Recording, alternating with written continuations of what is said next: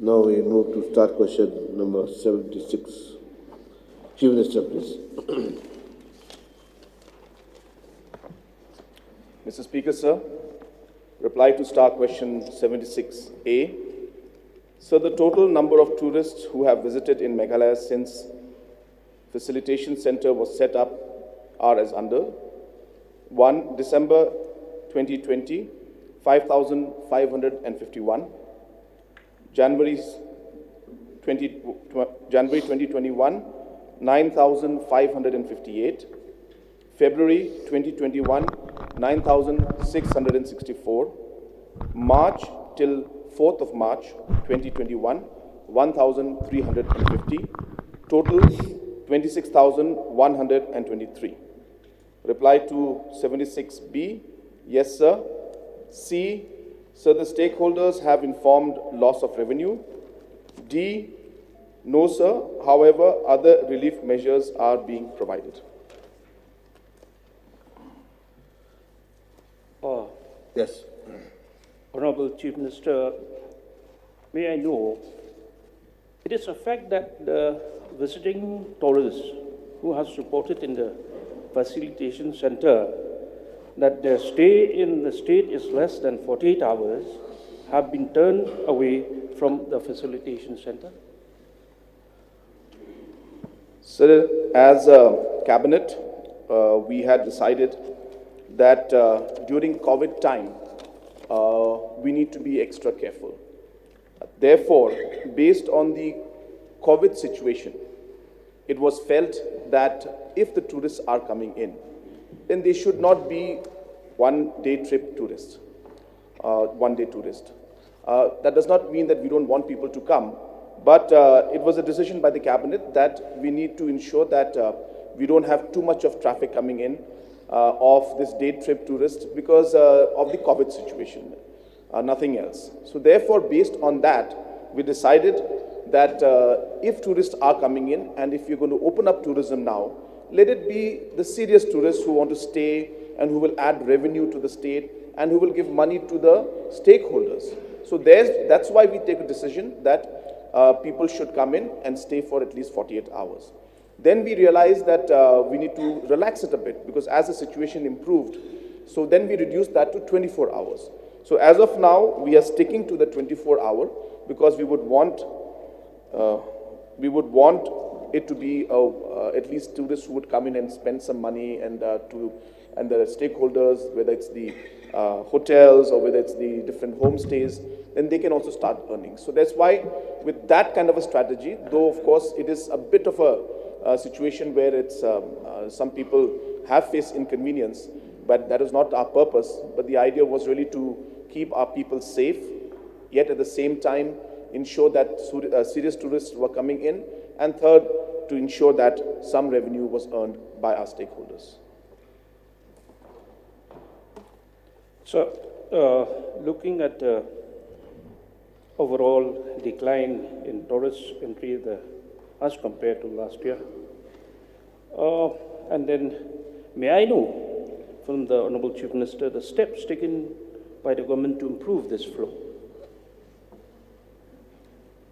Sir, of course, we have seen a large drop in the number of tourists, and it is because of the lockdowns that took place, because of the restrictions that we had for COVID.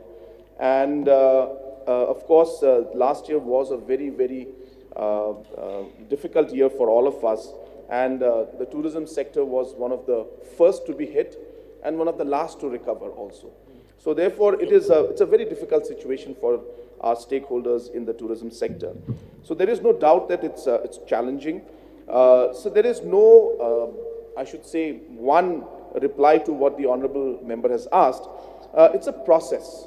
So therefore, apart from the fact that a strong, aggressive marketing and information was passed on to the tourist, the fact that we are starting and pushing the flights from different metros, the fact that we are now creating, for example, we have just started the process of creating very, very high resolution and good quality videos for the different tourism locations that we have so that then we can start marketing it. We have started investing a lot in the infrastructure. We have started training different people through different government schemes.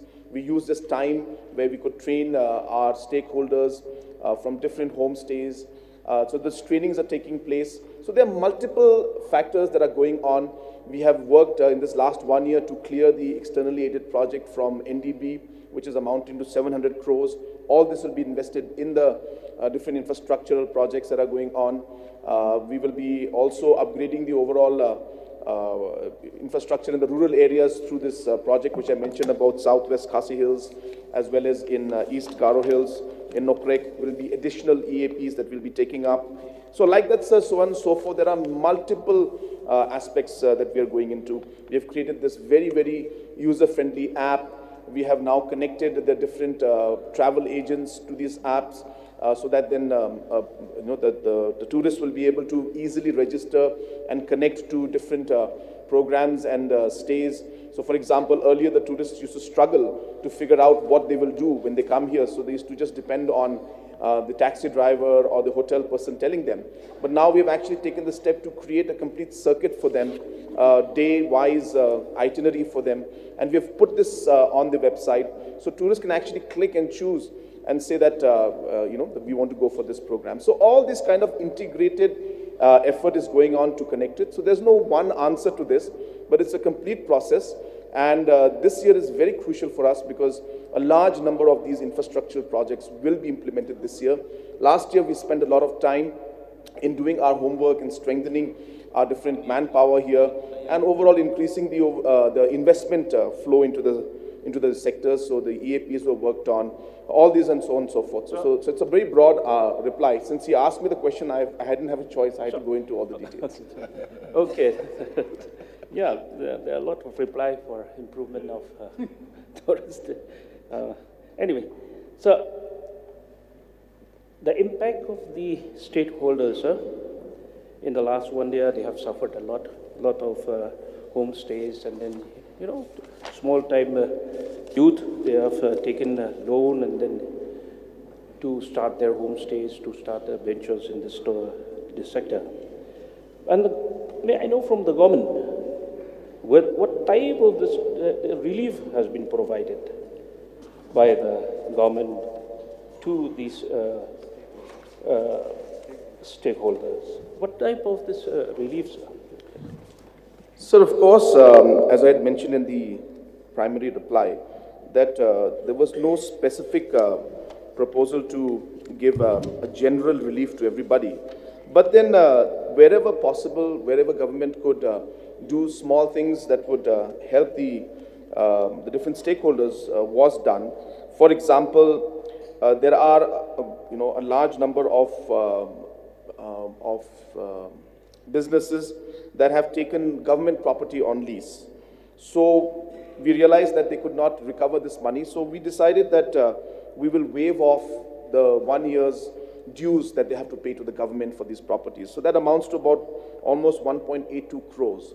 So realizing that they would have difficulty, so at least these stakeholders who had taken the property from the tourism department, Directorate of Tourism, their annual fees was waived off, or the annual rent was waived off. Similarly, MTDC also waived off the fees that was the rent that had to be given by these private organizations who had taken government properties on lease, or the properties owned by MTDC on lease. So those also were waived off.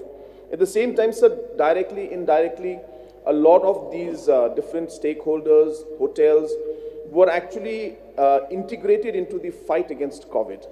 Now, a lot of people who used to, say, have shops and making food, so then they were engaged in providing food during COVID. A lot of the hotels were then converted into the COVID centers and, places for people to stay. So those bills also, a large amount has come up for that also, almost close to 20 crores was spent in these different hotels. So there was a base rate that was placed. So we have already cleared almost about 10.6 crores. We still have about 8.9 crores to be paid. But point is that these are ways in which we involved them during the COVID fight. And the benefit of that went to them. But this is the way we managed to support them. But yes, there was no specific program where we called all the stakeholders and decided to give any package to them, because it's a huge number and it's very complicated, and it would put a lot of burden on the government at that point in time. So we just tried to see where we could support, involve them in the COVID fight, and at the same time, wherever we could give them some relief by not asking them to pay the annual fees, we tried to do those. So those are the ways we tried to support the sector. So, looking at the figures, 2613 reported up to March 4, the tourist in the facilitation center. So, may I know from the Chief Minister what happened to these names registered in the facilitation center? Whether these names are kept in the facilitation center or it is sent to the different departments? What happened to those names? So the process is very simple. It's an online registration, which we do. And the people who do it in advance, they get a QR code, and it's simply scanned when they come at the facilitation center, and all the information comes out. In case they have not registered, so there are facilities out there to allow them to register and inform us. It's a basic registration where we ask for the name, we ask for where you're going to stay, what is the location, how many days, when you're going to go back. So all those registrations are done, and this is not on a register. Its name is registration, but it's online. Entire thing is on a cloud-based system, and it can be accessed by any department or the hotel as per the permissions given by the tourism department. So ultimately, we intend to incorporate and involve all the hotels also in this, so that the synchronization between the tourist registration done through this app and the registration done in the hotels will be synchronized. And we hope that finally we'll take it up to the level where even the police department and others will be given this information, because this is for the safety of all, and it's an information. And right now during the COVID time, it's very necessary that we have this information in case there is a situation where there could be some cases, and it will allow us to really trace and be able to contain the situation. Yeah. May I inquire from the Honorable Chief Minister whether the Meghalaya Micro and Medium Enterprises schemes of 2020 will also cover for relief measures for all of these entrepreneurs running these facilities? So that's a different question. So I don't have a specific reply to that right now, so I'll require notice. So what about the livelihood and gainful employment scheme, the financial assistance? Will it also cover all of these questions asked at 76C? So the general programs that we have had for the entrepreneurs, which is we opened up for different entrepreneurs, is available to all the entrepreneurs. So whether you're an agri-entrepreneur or a tourism entrepreneur or any other sector that's there. So this will apply to all. So whoever has applied and whoever wants to apply for this is eligible to apply. Yeah. So in the course of response from the Honorable Minister, Honorable Chief Minister, that with the inflow of tourists day by day, especially now with the government coming up with different new tourist spots in different districts of the state, I would like to know the mind of the government with regards to how to facilitate the economy in our state through different stakeholders, be it the vendor, be it the local taxi association, the tourist taxi association, as had been practiced in other states, like for example in Sikkim. Whether the government have any plan now or in future how to facilitate this local taxi association, so that those vehicles coming from outside the state, be it 1 day or 2 days, they will be stopped somewhere in Umling or Bernihan. Then the local taxi association will take them within the state, so that will boost the economy of our own local taxi association. At the same time, the vendors, the tourist guide. What is the mind of government on this? So there are two parts to this question. First part is regarding what the government is doing now. So what we have done through this app that we have put into place, that we are incorporating even different kind of activities that you could take as a tourist. So, for example, if you're coming in to Shillong, the booking of the payment of the ticket for the, say, Elephant Falls, that also is there in the app. So you can actually pay in advance for that. For the hotel booking also, you can pay in advance for that. So there is a proposal that some part has been done, but we'll have to upgrade it further. So we will be incorporating other activities like, the tourist guide can also be booked through that. Then the taxis can be booked through that. Even restaurants can be booked through this. So it will become a one-stop shop for the tourist where he or she will be able to make all their bookings, including taxis, in advance. So that will ensure that there is a preference in a one way for our people out here who register with the system, and the local taxis obviously will see a benefit out of that. So that is a very, very important thing, and we are also engaging with the local taxi associations to ensure how we could connect them better with the tourists, so that tourists will be able to very easily connect to them. Also, we are working on ways in which the taxi drivers' overall skills can be also upgraded. So a lot of our members and others also who have traveled in different locations will realize that taxi drivers in other countries and other states are actually even tourist guides. So half the experience of a tourist is actually through your driver who's driving you, how they should be courteous to the tourist, how they should be nice to the children, how they sometimes just bring chocolates to the children. These are small things that really affect you, but it's a major way of, it's small things you do, but it has a huge impact. So realizing that, we realize that the taxi drivers will play a very important role in creating the right image of the state's tourism in other parts of the country and to the other tourists. So we realize that importance, and we are working in, as I said, to ensure that the skills are upgraded from not just being a driver, but also being a friend and a tourist guide to the tourist to create the right impression for the tourism sector in our state.